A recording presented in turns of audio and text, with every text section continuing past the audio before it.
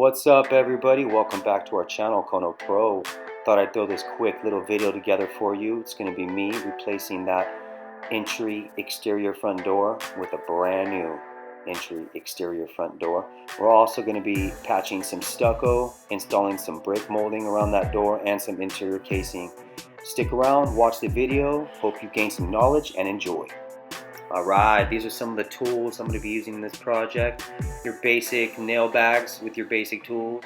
And then we're going to be using a 15 gauge finished nail gun with a 6-foot level. I like to keep some other levels around, like a 4-footer, a 2-footer, which I have right there. Definitely got to have some shims. We have a countersink with the pilot. We also have an impact drill we're going to be using with the Phillips head. Gotta have some gloves, gotta have some safety glasses for all the cutting we're going to be doing. And we also have a diamond blade angle grinder right there and a sawzall. The sawzall, we use 2 different blades, a bimetal demo blade and also a metal cutting blade.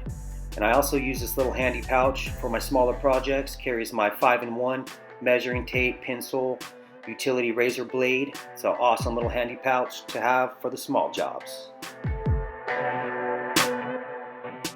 So here we go. See that old screen door? We're going to start off by removing that old screen door. And this screen door is actually secured to the existing door frame with some furred out 2x4s. Right? So what we're going to do, see that sawzall? That's a metal blade on there. What we're going to do is we're going to have to cut those old security bolts that hold on that existing security gate. So what I do is I take my flat bar and I get it right in there, right down at the bottom, right close to where the first bolt is, and then I'll basically just smack it in there with my hammer and give it a little gap, pry it out, it'll open it up, and then you can get in there enough to cut it with the sawzall. And a lot of times you can cut 1 or 2 of them and then just literally pull on the gate and the last bolt will come out, depending on how secure it is.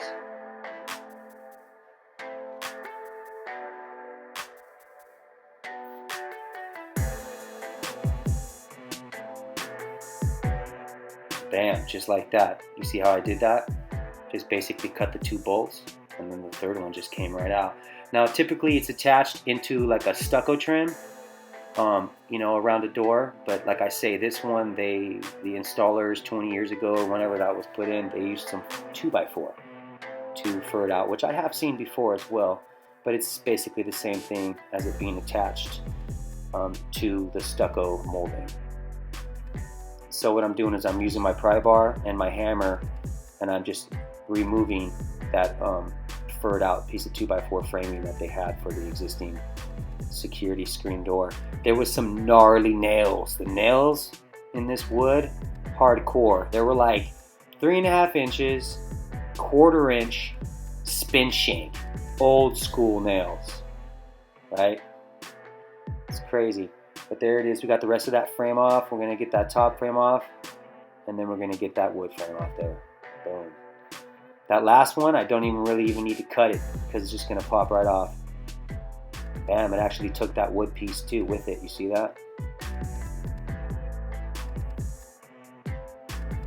So here we go. These are those old wood shank nails that I was telling you about, spin shank nails in here.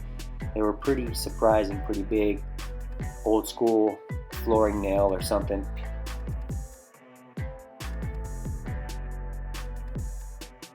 So what I'm going to do here is I'm basically going to open it up and give it like about a 1/4 inch gap, and then I'm going to grab my sawzall and I'm going to trim all those nails down, just cut them all. So right now I'm getting my gap. You got to be careful when you're doing this. If sometimes it'll just come loose and fly out at you, make sure you jump out of the way. See that, how I just cut it? Cut all the nails. Boom, I gave myself a little bit of room in there, and then I cut them all off. Just one left at the top. There's a bunch of old bugs' nests and things that were like inside there. It's crazy the stuff you find behind some of this old framing when you take apart things, these old houses. This house is a brand new house. Basically, we made the house brand new, added a 2nd story. You know, addition, remodeled the whole house and gutted it. This is the last thing on the house that needed to be basically replaced. So a lot of the old funky stuff that was actually in most of the house is all gone now. This is the last place left. So it was exciting for me to get rid of this door right here. So you see that right there? I had to fur it out because there's some of those old spank shank nails in there. And then I'm actually taking my cast paw and I'm pulling one of the nails out just because they're really sunk in there deep. And see that big nail? Boom, spin shank, gnarly. So after I get a couple of them out of there, I can get my bar in there and give some space for the Sawzall. I'm going to do the same thing. Just run the Sawzall up there. It's a metal blade, so it's cutting all these metal screws. I mean metal nails, that's what you want.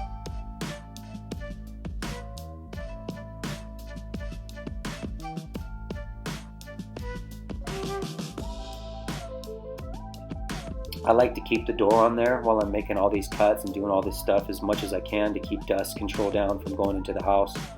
No one's living in the house at that time that I was doing this work, so it wasn't that big of a deal, but I still don't want to get it too dirty inside the brand new remodeled house. So there it is, bam, we're removing that piece of wood right there.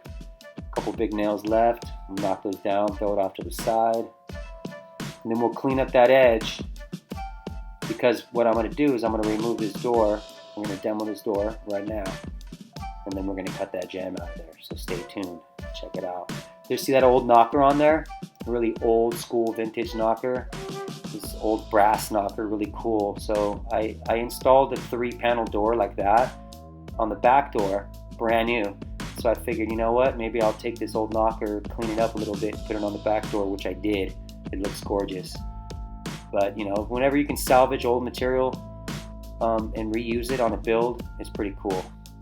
Especially if it's been in the house forever, and it's going to have a whole new life there. So I go off, I first start unscrew all my strikes. I go to all my strike plates and I unscrew them all, and then I go and pop the hinges off. Boom, got a little flat bar. You can use a chisel, the hammer, pop all the pins out of my hinges, and then I take the door off. And that way I can cut the jamb out of there. Now this door is a solid core door, so it's pretty heavy. So you might need someone to help you carry it around. I've been doing this a long time, so it's pretty cool. No worries for me. See, that was the internal sleeve on that hardware. Bam. Like I say, we put that on the back door. Came out great. So now I'm going to take my Sawzall, I switch the blade out, and I put a wood blade on there. Actually, it's like a bimetal blade for demo. And I just cut right through the jamb leg. Okay, when you cut through the jamb leg, it loosens everything up, and then you can just pull it apart just like that. Jamb leg went, the old school threshold came out, and then everything else just starts coming apart pretty easily once you do that.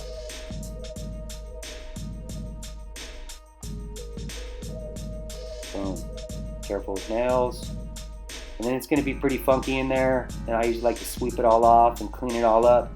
And you'll see here in a minute, I'm going to put down some fortified house wrap, and that's what I'm doing. So usually when you take out the old school thresholds, like the way that this one was, they did just set it on the framing. So it's all exposed framing down there. And so I like to throw some fortified house wrap down there to give it a nice, weatherproof, waterproofing right there. And then I throw this, you're going to see I'm going to put a treated piece of 2x6, and I'm actually going to trim down because I want to put stucco along the front edge and underneath the new threshold on the new door. So I rip that down to the size of the framing, right? So there's old school real 2x4s right there. So I ripped that down to basically 4-inch width and then screwed it in. I'm using moisture treated screws, right? And it's going through that fortified house wrap into the old framing, and that house wrap is self-sealing, so when you screw a screw through it, it'll seal it, but you got to use a treated screw or nail. So now I have to fur in my opening, because my opening was, the existing opening was a little big for the new 36-inch pre-hung door we're putting in. So I went ahead and did that. Now typically you want to leave a 1/4 inch on each side for your door. By me putting that 2x4, it's only going to leave like 3/16, a little under a 1/4 inch each side, so it's really tight for me, but I don't mind that. The door is acclimated on the job site for a little bit, so there's not going to be much swelling. So what I did is I took my casing right there, my new exterior casing, and I used it as a flat edge, and I scribed a nice clean line, so that way the opening is nice and clean. Took off all that old stucco. Make sure you put plastic up. So then I put another piece of fortified house wrap because I'm basically about to hang the door right now. Double check all my measurements, everything's good. And we're ready to go. All right, so there it is. We get our door set. You see, I just basically push it all in there, and I use a piece of, 1x3, 1x2, whatever you got, 2x4, and you can use that to hit with your hammer on the new jamb to knock it into place.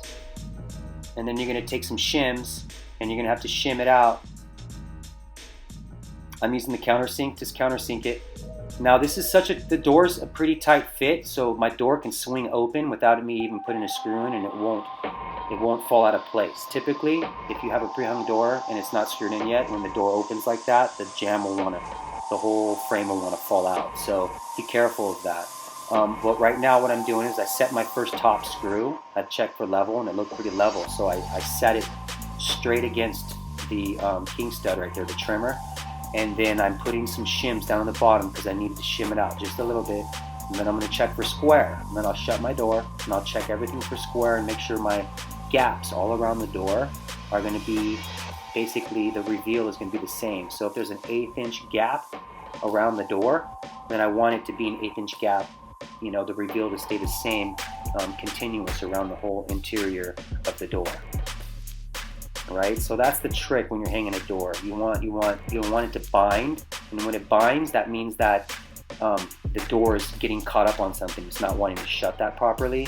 That can mean that your hinge side is screwed in too tight and it's binding, or your stops are not placed right. A couple different things. So when you're setting the hinges, and if you hinge, let's say the bottom left corner, or you put some shims in the bottom left corner, then you put some shims in the top right corner, and you get it in there tight and you set a screw, then you can go through and pull the screw out and adjust it, and then check the door and then put in more screws and then adjust them until everything is lined up. The door swings good, it sits closed nice. That's what you want. You want to basically sit closed nice and be able to shut real easily. So you see I have those 3 screws, I set them right, I just backed them all out. And by doing that, now I can go through and I can set them all back in a little slower, and I can pull away from the other side, and then it'll sink it in tighter to that trimmer and pull it away from the other trimmer to give me the reveal I need for my door, or so the door operates properly. So it's a little dance you have to do back and forth when you're hanging a door. That's why so many people say it's so tricky to hang doors. It's because that's the reason why. For your door to sit properly, it has to be in a square frame, be put in square, and then everything has to be adjusted, the jamb legs, properly to where the door can close right. So I did that, it's locked in, we're good now. So now what I'm gonna do is I'm taking some blue masking, painter's masking tape, and I'm protecting the threshold, the new threshold we have, and I'm just putting about 2 or 3 layers over it. You can use some ram board, or you can put some old cardboard over it to protect it, because what we're gonna do is I'm going to take this new stucco molding, which is actually a brick molding for like veneer bricks and stuff like that, and it is typically not used in this situation, but it is commonly done like this too as well. But what I'm going to do in this situation, and the reason why I'm using it, is because the stucco is coming out thicker than it would for just a standard stucco molding catch, right? Because I have the original 2x4 walls in there. I have 5/8 drywall on the inside, so when I set my door, it's flush on the inside of the door.